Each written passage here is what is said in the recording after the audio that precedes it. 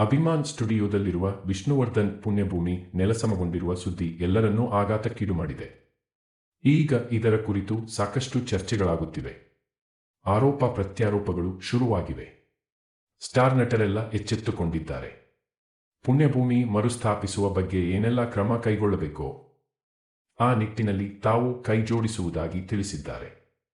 ಇನ್ನೊಂದು ಕಡೆ ಪುಣ್ಯಭೂಮಿಯನ್ನು ವಾಪಸ್ಸು ಪಡೆಯುವುದಕ್ಕೆ ಹೋರಾಟಗಳು ಪ್ರಾರಂಭವಾಗುತ್ತಿವೆ.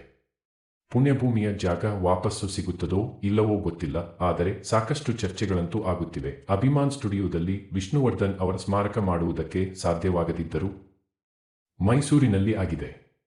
ಹಾಗಾಗಿ ಕುಟುಂಬದವರಿಗೆ ಒಂದು ಸಣ್ಣ ತೃಪ್ತಿ ಇದೆ. ಇನ್ನು ಬೆಂಗಳೂರಿನಲ್ಲಿ ಸಾಧ್ಯವಾಗದಿದ್ದರೂ ಮೈಸೂರಿನಲ್ಲಿ ಸ್ಮಾರಕಕ್ಕೆ ಹಣ ಮತ್ತು ಜಾಗ ಕೊಡುವ ಮೂಲಕ ಸರ್ಕಾರ ತಾನು ಕೊಟ್ಟ ಮಾತನ್ನು ಉಳಿಸಿಕೊಂಡಿದೆ. ಇಲ್ಲಿ ನಷ್ಟವಾಗಿದ್ದು ಅಭಿಮಾನಿಗಳಿಗೆ ಮಾತ್ರ. ವಿಷ್ಣುವರ್ಧನ್ ಅವರ ಹುಟ್ಟುಹಬ್ಬ ಮತ್ತು ಪುಣ್ಯತಿಥಿಗಳಂದು ಅಭಿಮಾನಿಗಳು ಅಭಿಮಾನ್ ಸ್ಟುಡಿಯೋದಲ್ಲಿ ಒಟ್ಟಿಗೆ ಸೇರುತ್ತಿದ್ದರು. ಇನ್ನು ಮುಂದೆ ಅದಕ್ಕೆ ಅವಕಾಶವಿಲ್ಲ.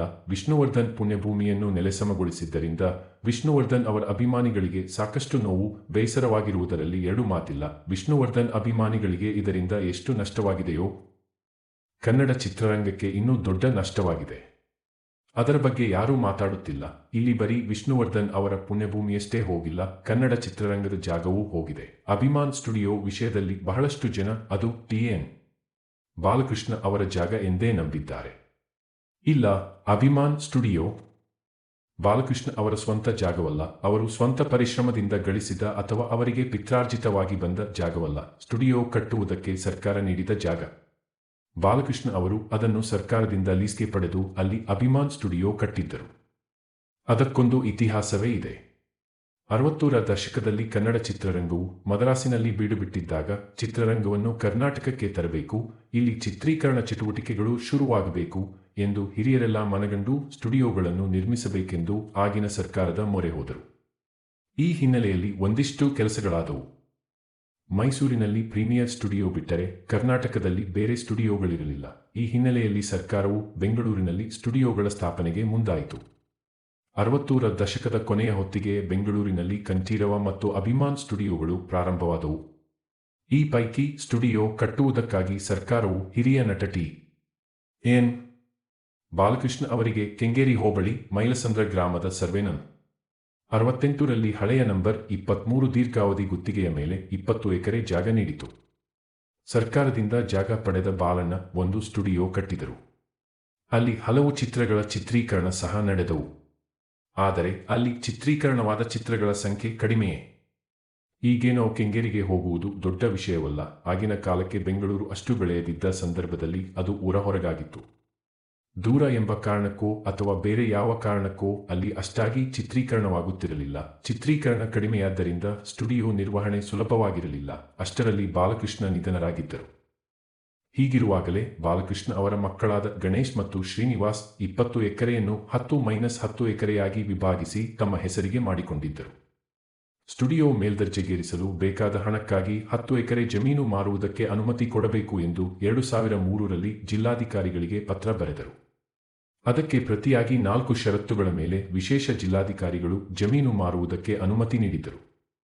ಜಮೀನು ಮಾರಾಟ ಮಾಡಿದ ಹಣದಿಂದ ಅಭಿಮಾನ್ ಸ್ಟುಡಿಯೋವನ್ನು ಆಧುನಿಕ ತಂತ್ರಜ್ಞಾನದಿಂದ ಅಭಿವೃದ್ಧಿಪಡಿಸಿ ಸರ್ಕಾರದ ಗಮನಕ್ಕೆ 2 ವರ್ಷದೊಳಗಾಗಿ ತಿಳಿಸಬೇಕು ಎಂದು ಹೇಳಿತು.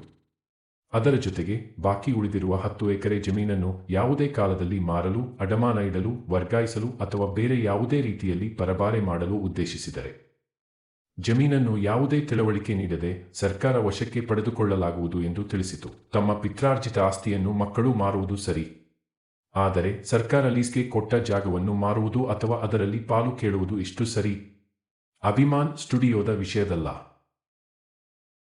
ಇನ್ನು ಬಾಲಕೃಷ್ಣ ಅವರ ಹೆಣ್ಣು ಮಕ್ಕಳ ಪೈಕಿ ವಿಲ್ಸನ್ ಗಾರ್ಡನ್ನಲ್ಲಿರುವ ಮನೆಯನ್ನು ಮಗಳು ಗೀತಾ ಬಾಲಿ ಅವರಿಗೆ, ಚೆನ್ನೈನಲ್ಲಿರುವ ಇನ್ನೊಂದು ಮನೆಯನ್ನು ಭಾರತಿ ಸುಬ್ರಹ್ಮಣ್ಯ ಅವರಿಗೆ ನೀಡಲಾಗಿದೆ ಎಂದು ಹೇಳಲಾಗುತ್ತಿದೆ. ಯಾವಾಗ 10 ಎಕರೆ ಜಾಗ ಮಾರಾಟವಾಯಿತೋ ಆಗ ಗೀತಾ ಬಾಲಿ ತಮ್ಮ ತಂದೆಯ ಆಸ್ತಿಯಲ್ಲಿ ತಮಗೆ ಪಾಲು ಸಿಕ್ಕಿಲ್ಲ. ಮುಂದಿನ ಬಾರಿ ಪರಭಾರೆ ಮಾಡುವಾಗ ತಮಗೂ ಒಂದು ಪಾಲು ನೀಡಬೇಕು ಎಂದು ನ್ಯಾಯಾಲಯದ ಮೊರೆ ಹೋದರು. ಅಲ್ಲಿಂದ ಅಭಿಮಾನ್ ಸ್ಟುಡಿಯೋ ಜಾಗ ಗೊಂದಲಮಯ ಮತ್ತು ವಿವಾದಿತ ಜಾಗವಾಯಿತು. ಹಾಗಿರುವಾಗಲೇ ವಿಷ್ಣುವರ್ಧನ್ ನಿಧನರಾದರು. ಸರ್ಕಾರ ಅಭಿಮಾನ್ ಸ್ಟುಡಿಯೋದಲ್ಲಿ 2 ಎಕರೆ ಜಾಗ ಕೊಡುವುದರ ಜೊತೆಗೆ 2 ಕೋಟಿ ರು ಮಂಜೂರು ಮಾಡಿತು.